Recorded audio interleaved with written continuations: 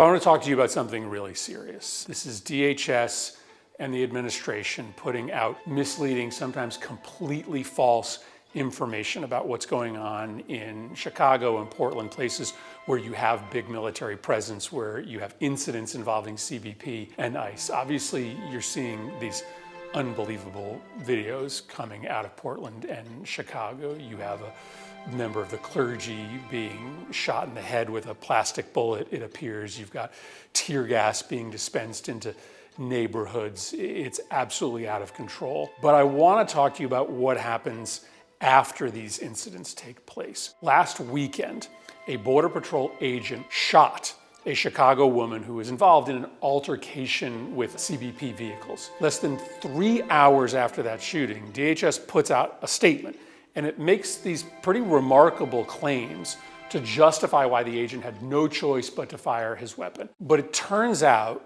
that many of those claims were either misleading or just plainly untrue. DHS, for instance, says that leading up to the shooting, federal agents were, quote, rammed by vehicles and boxed in by 10 cars. They put a specific number on it, 10 cars. That sounds really serious. But then they file the actual criminal complaint. And what the criminal complaint says is different.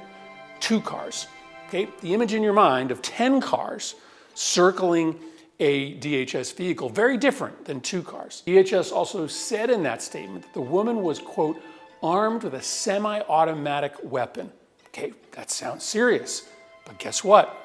In the criminal complaint filed by the U.S. Attorney, no mention of her threatening agents with a gun. In fact, the criminal complaint doesn't mention a gun at all. And third, DHS alleged that the Chicago police left the scene, refused to help federal law enforcement officers secure the area.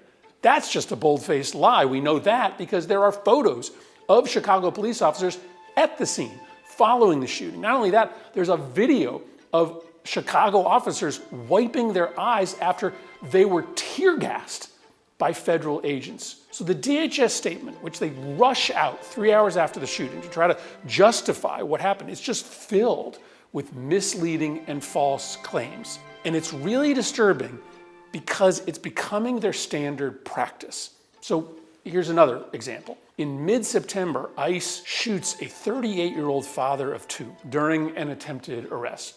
Again, they put out a statement, and the statement claims that the victim is a criminal, illegal alien. Turns out, this man has no criminal record. And then there's this video showing an ICE raid that was conducted on an apartment building in Chicago. What you see is federal agents rappelling down from a Black Hawk, kicking in doors, they're arresting people. But what you don't see is the US citizens, including military veterans, who were pulled from their beds and detained for hours. These aren't undocumented immigrants. These are US citizens.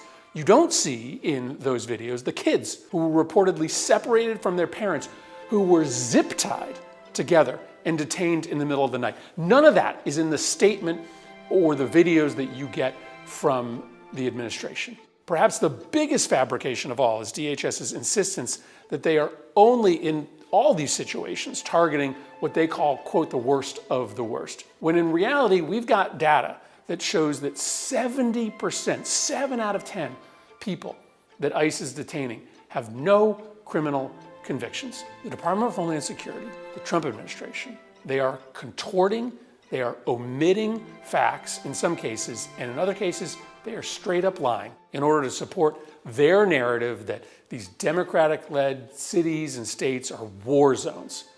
This isn't information, it's propaganda.